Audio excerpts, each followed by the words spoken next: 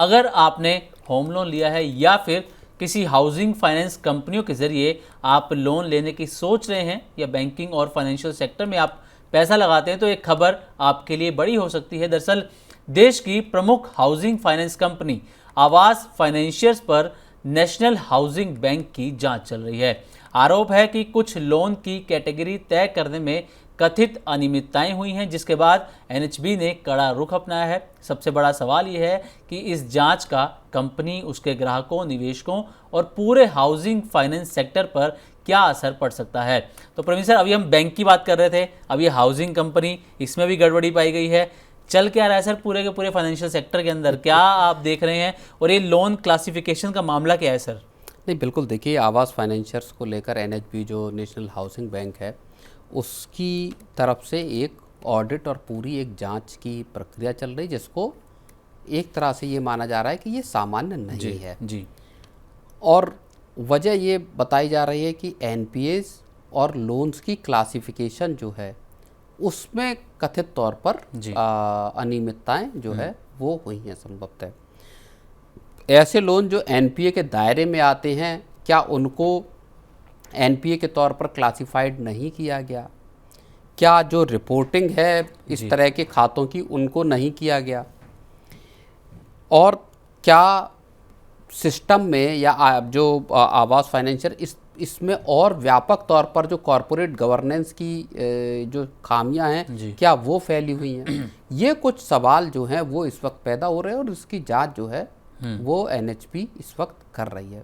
तो सर इसमें एक चीज़ जो है, एनएचबी ने 500 करोड़ की रीफाइनेंसिंग भी इसमें जो है वो वापस लेने का यहाँ पर फैसला किया है। तो ये जो कदम है कितना बड़ा माना जा रहा है सर? क्योंकि कंपनी तो कह रही है कि कुछ बड़ी ऐसी गड़बड़ी नहीं। 500 करोड़ रुपए के जो रीफाइनेंसिंग वाले जो लोन हैं उनको लेके दरअसल माना जा रहा है कि ये पूरा मसला है जी, जहाँ पर कि उनके क्लासिफिकेशन को लेकर जो है वो सवाल पैदा हो रहे हैं।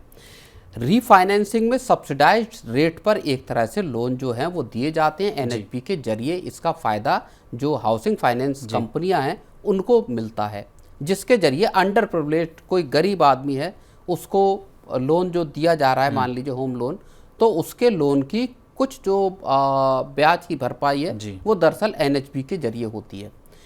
ऐसे मामले में एनएचबी यहाँ पर रीफाइनेंसिंग को रिकॉल कर सकता है, अपना वापस ले सकता है कि आपको इस तरह के जो अंडर प्रिविलेज लोगों की जो अगर गड़बड़ियाँ मिलती हैं तो जी, और ये असामान्य फिर चीज़ मानी जाती है अगर एनएचबी इसको रिकॉल कर लेता है। तो ये मैं ये मानता हूँ कि ये अपने आप में जो आपका बैंकों से लेकर एनबीएफसीज, कोऑपरेटिव बैंक्स के बाद अब आप लोन वाले सेक्शन में चले गए, जहां होम लोन जो सबसे बड़े लोन माने जाते हैं 20-25 लाख और उससे ऊपर का टिकट साइज होता है, वहां इस तरह की अब एक संस्थान में अगर गड़बड़ी निकलती है तो ये एक बड़ा गंभीर मसला सिमरनजीत माना जा सकता है। तो सर ये आवास फाइनेंशियर्स में जो ये मामला चल रहा है, इसके बाद आपको लगता है कि पूरे सेक्टर के अंदर कंप्लायंस और ऑडिट को लेकर? बिल्कुल, इससे पहले एवीएम इंडिया हाउसिंग फाइनेंस में भी ये हुआ, जहाँ पे कि रीफाइनेंस को आपका रिकॉल किया एनएचबी ने। और देखिए इसके जो तार हैं, समस्या गंभीर हो सकती है। उसका पता कैसे चलता है कि अप्रैल में ही जो आवास फाइनेंसर्स हैं इसके एमडीओ सीईओ जो सचिंदर भेंडर थे, उन्होंने रिज़ाइन किया। उसके बाद अब आकर और उसकी जगह पे फिर कोटक होम लोन के जो हेड रहे थे मनु सिंह, उनको बिठाया गया कंपनी में। 2 और इस्तीफे हुए हैं बिल्कुल हाल में। एक हुए हैं घनश्याम रावत का जो सीएफओ थे और दूसरा हुआ है आशुतोष अत्रे का जो चीफ रिस्क ऑफिसर थे। तो 3 बड़े इस्तीफे आवास फाइनेंसर्स में दिखाई दिए हैं।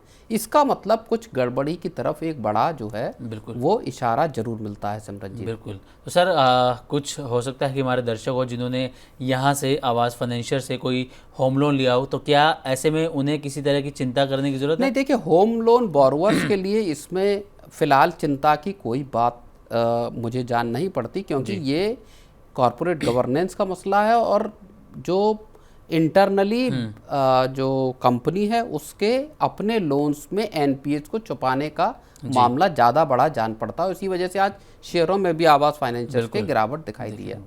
चलिए सर, अब ये देखना होगा कि एनएचबी जांच तो कर रही है, अब जांच में क्या पाया जाता है और इसका आम जो ग्राहक हैं या जिन्होंने लोन ले रखा है, होम लोन ले रखा है, उस पर क्या असर होता है, ये अब इस जांच के बाद ही पता लगेगा।